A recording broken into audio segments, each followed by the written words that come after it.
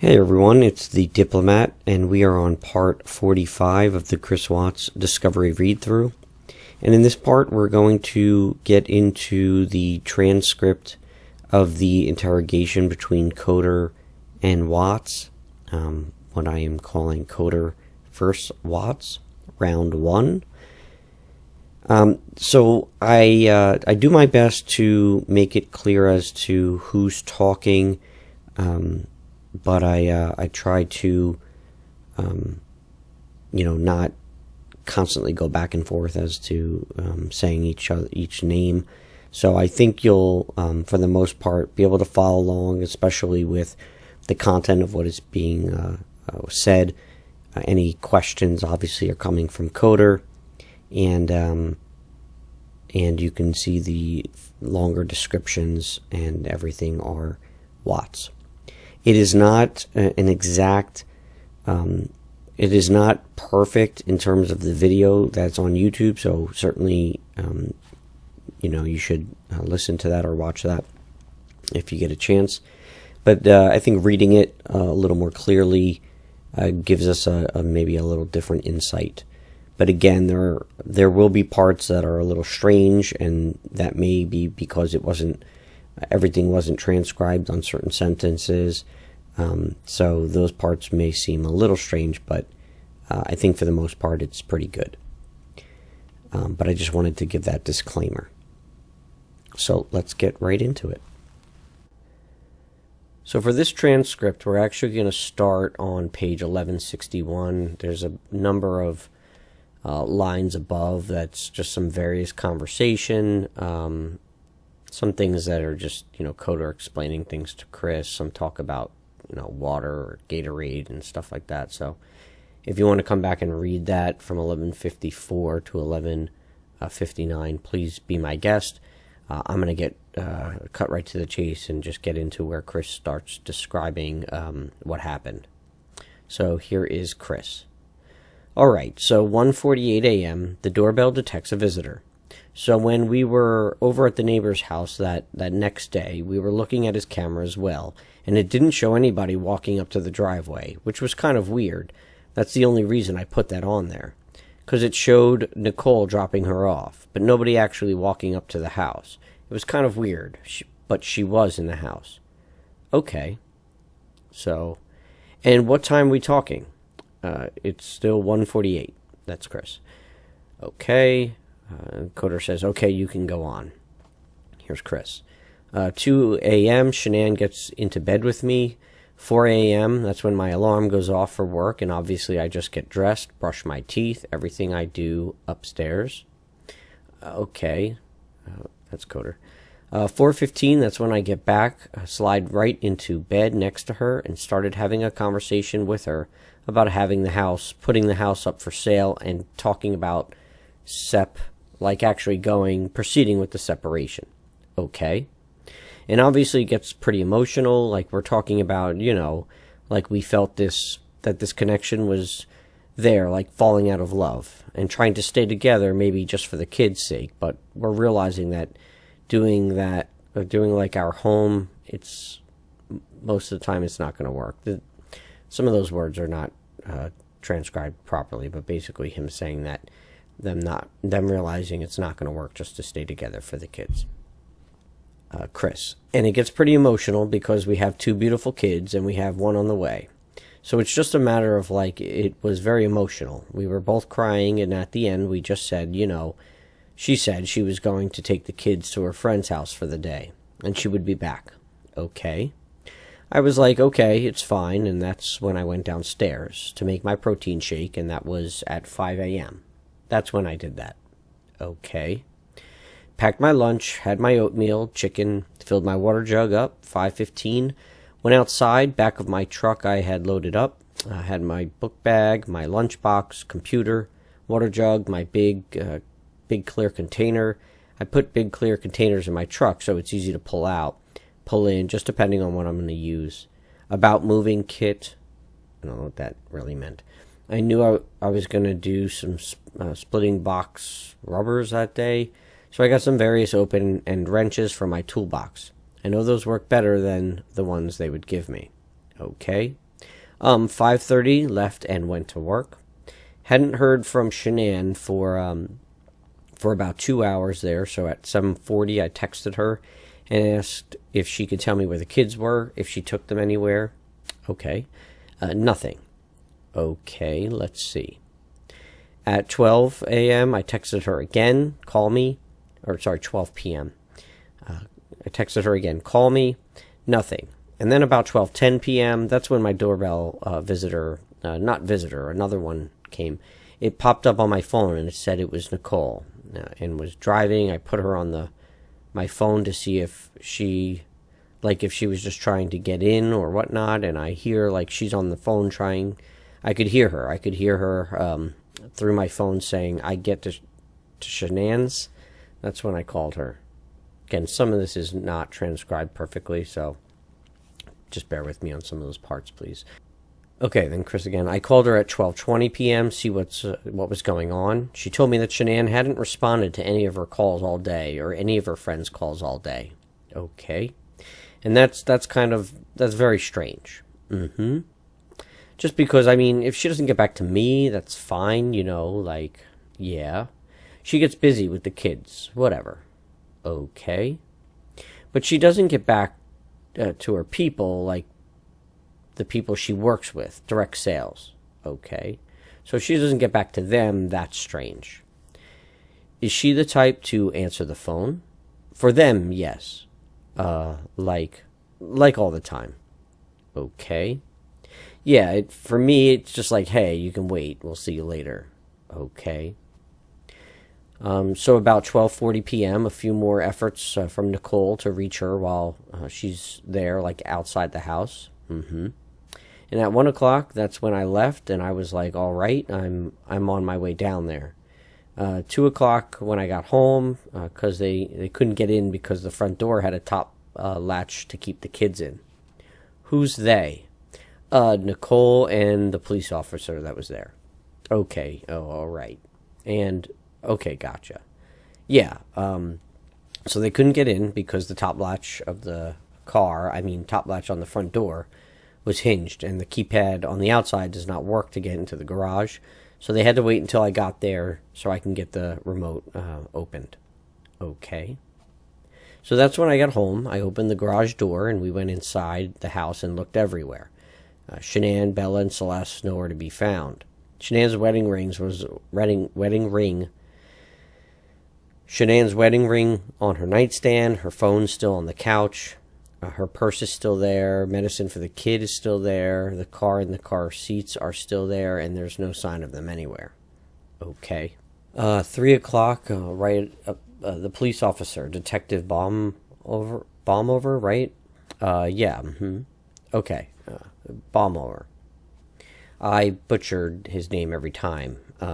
Asking Nicole, and I question about where she could have gone or who she could be with. About 4 o'clock, police officer that was there, he was checking the neighbor's security footage. At 5 p.m., the same police officer, detective, and then a sergeant, another officer, they showed up and they searched the house again. About 6 o'clock, they'd been calling around to anyone that may know something. I called hospitals and hotels. 7:30, my friend Nick and Amanda showed up to show support, and from then on, just friends are showing up. Okay. So it's Lauren, Dave, Jeremy. At 10 o'clock, it's pretty much when I laid down, but I didn't go to bed until like 2 a.m., just because I was fielding texts and calls all night. Right, he didn't go to bed until 2 a.m. because he was fielding texts and calls all night, not because he was worried. Okay, and I was just hoping that, I left all the lights on in the house. I was just hoping that I'll get a knock on the door, but yeah, she's back. Yeah, but nothing. What do you think happened? At first, I really thought maybe she was just at somebody's house. Yeah, just decompressing. Yeah, just blowing off steam. Yeah, but after today, like with the onslaught of all the cars, all the police cars, all the news, all the K9 units, it's making me lean the other direction about someone took her. Okay. But this is, if someone took her, it would have to be someone she knew, because there's no sign of anything like being disturbed or broken. But like, that's the way I'm thinking now. At first I thought, for real, she was just decompressing somewhere. I thought she was safe. Even though everything in the house was left there, but now it's just, after today with the news crews and everything, it feels more the other direction, and it's freaking me out, because I have no idea where they are. Okay. If you could think of anything that we could do to find them, what would it be? I mean, everything I've exhausted so far is like people that have car seats, because she left the car seats, and she would never just, I mean, Bella could sit in a regular booster chair. That would be, because she's about that time or size, maybe. Celeste isn't quite there yet, but all the people that I know that have cars, they've contacted me. Or I think he was going to say, I know that have car seats, maybe. Unless it's, there's definitely a chance of somebody I don't know, or being a guy or girl, I don't know. She has plenty of friends through like direct sales that I've never met, that could have a kid that they just come and just say, hey, let's go, like just open the back, put them in, let's go. But I wouldn't have a name. I wouldn't know who they are. Okay. And this is like, that's what's driving me nuts, is like, when I told the news crews, was like, if she's out there, like, please come home. Like, if someone has her, or like, not just have her, but if she's at somebody's house and she's just decompressing, it's time to come back. This is real. Okay. This has gone to another level. Absolutely. Okay. Do you have any inkling of if it's good or bad? Yesterday I would have thought that she was safe, and it was good. That she would have been, that she'd come home. Today it's more on just the other side. I don't think that she would let it get this far if she was just decompressing somewhere. She's not talking to anybody. As far as, people that have reached out to me that I haven't talked to in like a year. That are friends with her. Like, one of her like best friends, Judy, lives in Florida. She's works in the police department down in Miami. And she called me today, like, that's one of her friends she would confide in. Oh, okay. So, and she hasn't heard. That was Coder. And she hasn't heard. Nothing. Anything? Nothing. And nobody's heard anything. Okay. This is back to Chris. Like, her parents, she doesn't like talking to her mom, but still, her mom calls her enough that she would at least answer once. Yeah, and if I'm married. I know how it is. If she's hacked off at her husband, would she call her mom? She would call one of her friends that's contacted me. Okay. At least one of them, because she has her close-knit group. Okay. But then the fact that none of them know anything is very strange, because one of them would have said something by now, seeing what this has escalated to. Is it possible that her close-knit group isn't close with you, and there is somebody who knows where she is right now? I don't think so, because, Nicole she's very close with Nicole, and the way Nicole's acting right now, as far as how emotional she'd get, there's no way, like, she knows. What does that mean? There's no way, like she wouldn't know, like, where she is, if she knew. Oh, so you're saying if Nicole knew.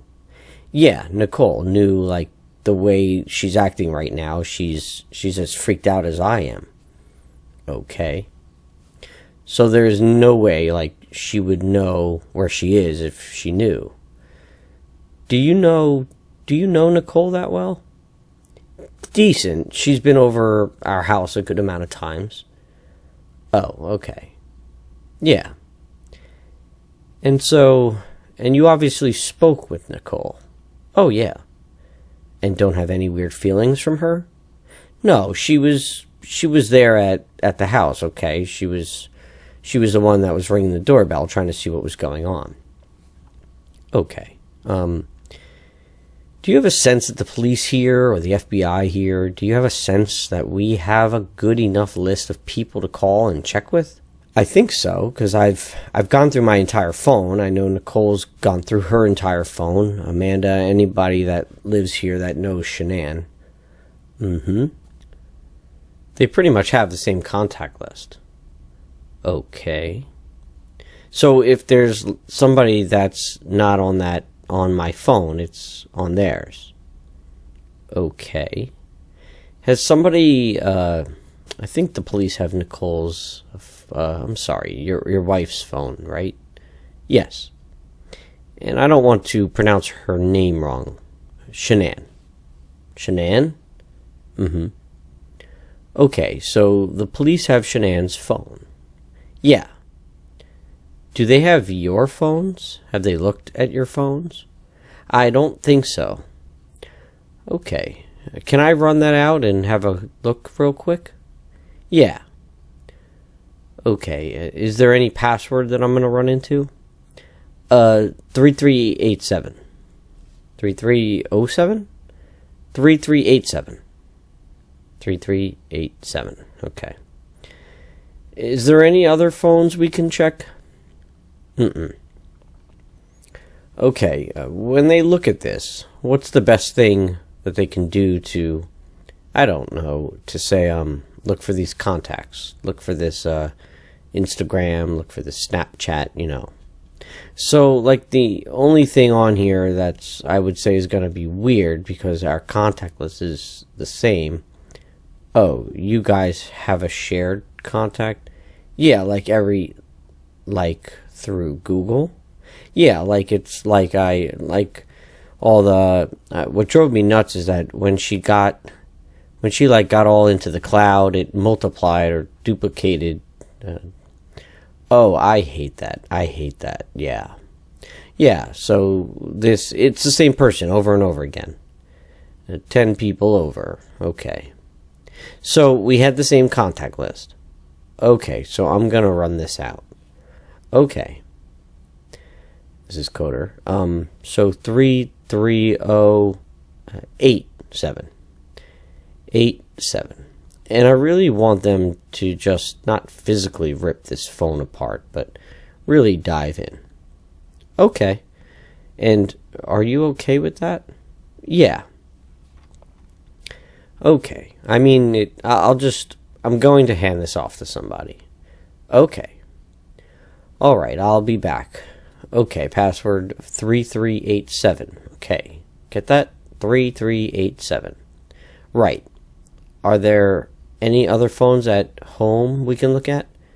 That's the only one I know of. That's hers and mine. Computers? She had a laptop, but she barely uses it. Okay, where's the laptop? In the office. At home? Yep. Okay, I think that, I'm sorry that I'm catching up here. This always happens. The police are the first people to get a call. Then when it's serious, like with missing kids, then a day or two later we come in, and so I'm sorry, I'm playing catch up. It's always good to repeat it though. So, laptop at home. Does it have a password? I don't think so. It might, but that's the one she uses. Okay. That you didn't, it just stays in her office. Do you have any idea?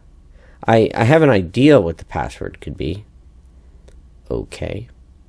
It's like 4284915, capital S, lowercase w. That's their main password. 4284915, capital S and lowercase w. Yeah. And we'll probably just have to have you bring that in for us. Is that okay? Okay, so they don't have it now. The cops don't have it now. Okay, so laptops, any other, like Fitbit? Is there tablets? iPad, but I haven't found that. Does she have it? I've found it. I've not found it yet. If she has it, but I haven't seen it in the house. Okay, so possibly she has it. Possibly. Oh, okay. When did you buy that? Oh, that was a long time ago. And so, is it a full-on iPad? Like, yep. And you could use it to, like, on Wi-Fi. Wi-Fi. Could you use it to navigate to an address? You could text from it. Oh, okay. So then, if it's possible and she has it and she's somewhere hurt or somewhere that we can't find her, she can't, in other words, could we somehow track that? Does it have a GPS? It has to be connected to Wi-Fi for it to actually... Oh, so it's not like a phone then. It's a... No. Okay. She has a watch as well, but I've not found that either. She has like a Apple Watch. Apple Watch? Okay. I've not... Do you know where that is? I've not found it. Okay. It's not on the charger. And it's not at your house that you can tell? Okay. Do you think the password for the iPad's the same? No, that would probably be 2385. 238... Is that common for her? Yes. And like... On a 4-digit it is. Okay. And what about the for the Apple Watch? 2385. 2385. Okay. I don't have an Apple Watch. Is that one where you'd have to unlock it usually? Oh, okay. And does she usually have a password? Mm-hmm. Okay. On her phone it's different because it's 6-digit, but okay. What's her phone one? It's going to be 013119. 0131. Is that a birthday or something then? The next baby. Oh. Due date. The due date. Okay. I'm sorry to hear that, man. Sure. Coder. So she's... And again, this is probably something that the cops in the other room know about. If she's due in January, she's 5 months pregnant. She was 15 weeks. Okay, right. Did you guys know the sex of the baby? We weren't going to tell anybody yet, but you do know it. Mm-hmm. Okay, but she knows it? Yeah. Okay. So let's finish this and then we'll get into some more of this. Okay. So, how else can we track her? Does she have another phone that you know of? That's the only phone I've ever seen her use. Okay, what's the phone number? 910. We'll list the phone number. I don't need to read that. Coder. Okay, so you know... strap on your CSI hat. You can imagine the FBI has some pretty cool tricks and toys and everything. Is there anything you can think of that we should be doing that we're not? Honestly, everything that I saw today was like, it took me on a whirlwind. I didn't think all that was going to happen, so that everything that happened today, I thought you guys were like spot on. Okay, is there anything that a friend has said? Has the FBI done this? Well, you probably didn't know the FBI was involved until an hour ago. Yeah. Is there any good ideas that your friends have been saying? Are they going to try this? They got to do this. A lot of people have asked about Amber Alerts. I'm not sure, why that, but I'm not sure, I'm sure, Amber Alerts have to deal with, all right, if, someone has taken a kid, but since, right, the last person who saw her was with her mom. Yeah. So he's talking out of doing an Amber Alert. And obviously, if you're a parent with missing kids, I wouldn't care if they were last seen with the other parent. Amber Alert, I would want every single possible alert possible, right? Chris. I mean, everybody's gone. Yeah. That's probably the Amber Alert's not really, used in this respect. Well, they did a press statement. So, Amber Alerts are a little bit different. One thing that helps Amber Alerts is cars, when, you're driving down the freeway and you say, missing person, look for this car, what car are we looking for? That's the only car she has is the one left in the garage. The Lexus? And that's what you drove here tonight? Yep. Okay. Do you have any other cars that you drive? Just my work truck. Okay. Lexus. Does the Lexus is here? Okay. How could she have left the house? Only way she could have left the house is if somebody picked her up. But if it happened, then from the back, because there's the camera in the front where the neighbors, the way it faces the driveway, it would have picked that up. Only thing it picked up was me leaving at like 5:26. Okay, how do you know? Is it your family? It's neighbor's camera. Oh, did he tell you? Yeah, well, we were all over there watching it. Okay. The officer. Okay, all right. It just showed me loading up my truck. Oh, is it on all the time?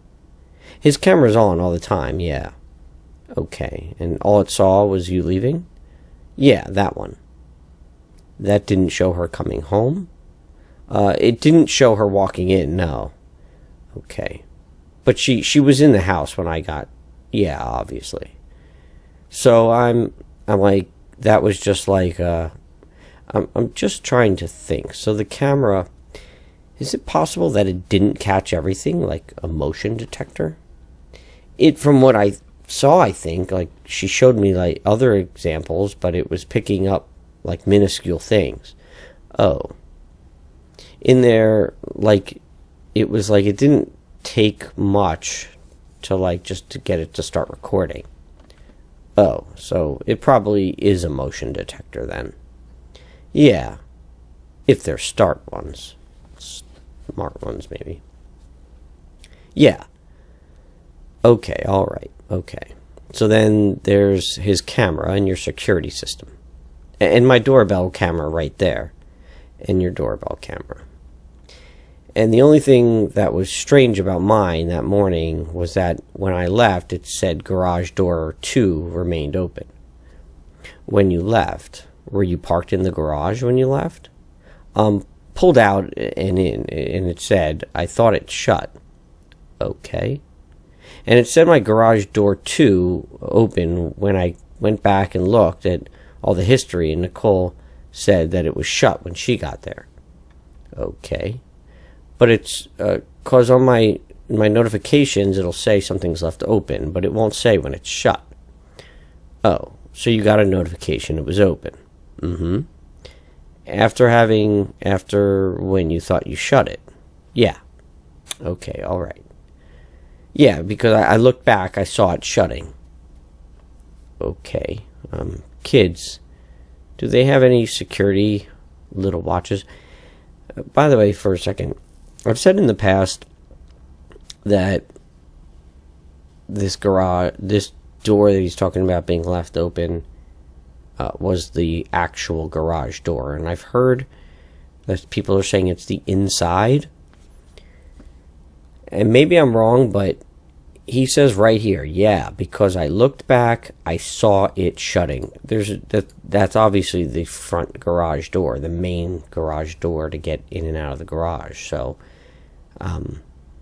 unless he's mixed them up, he's obviously referring to the main garage door, not the inside, the outside. So, anyway, I don't know if that means anything, but I believe that's which was the one that was notified saying that the outside garage door was open. He's saying he looked back and saw it shutting. Okay. Kids, do they have any security watches? Mm-mm. You know, some of them have the call-in, but nothing like that. Call-in? I don't know what that is. I think that's missed. That's not transcribed properly. Nothing like that. No iPads? Mm-mm. How old are they? 4 and 3.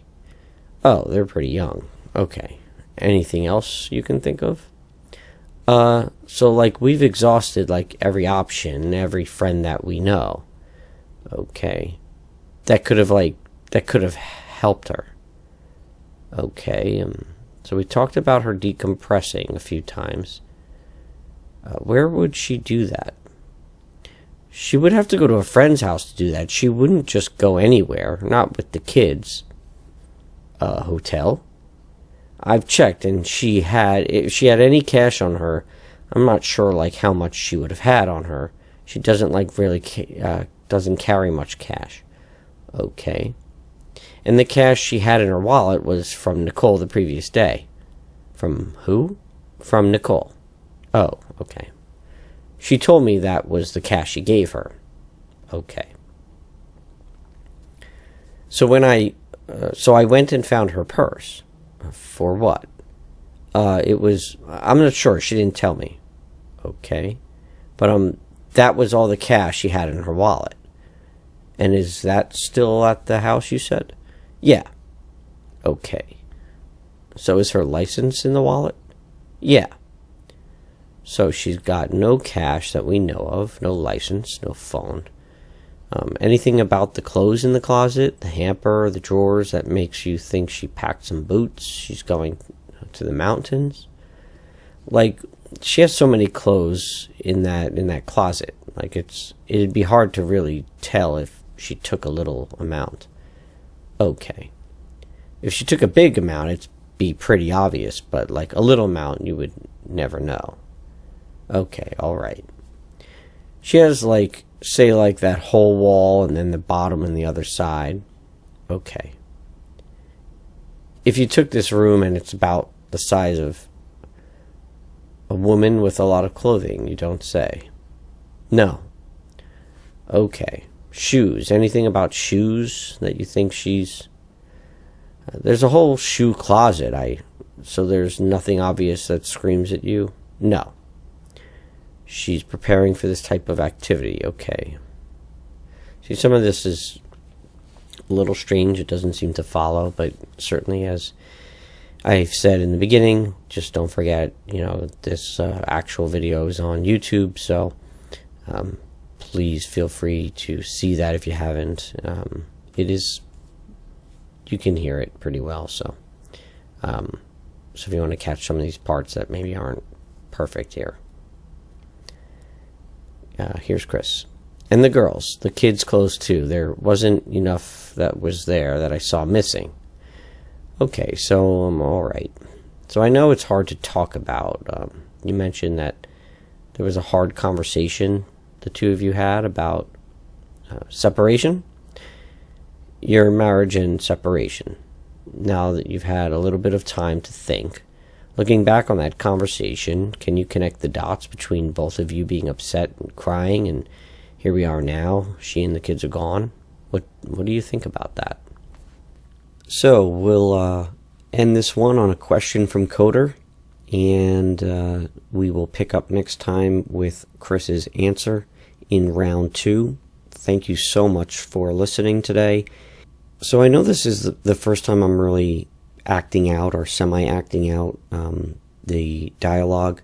So let me know what you think, and I'd appreciate any feedback so I can improve, and let me know if it was hard to follow at all, and so on. So any feedback you have, I really appreciate if you could comment and let me know what you liked, what you didn't, so that I can just continue to make improvements.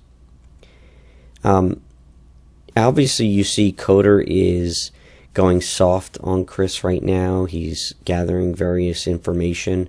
I find it very interesting to notice that there's certain things Coder is saying that he likely knows the answers to already.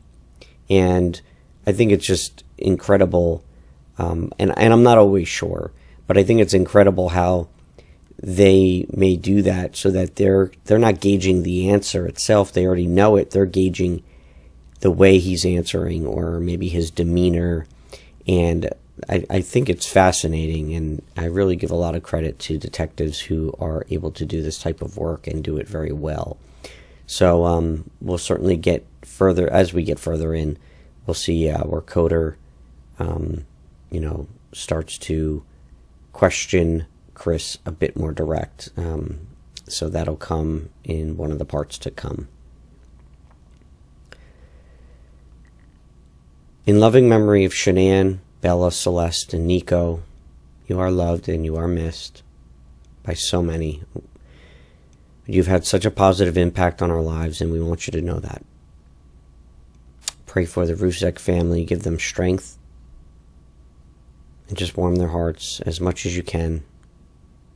And we pray for the Watts family as well, that they know to live in peace, and that everyone in this whole situation heals as much as they can heal.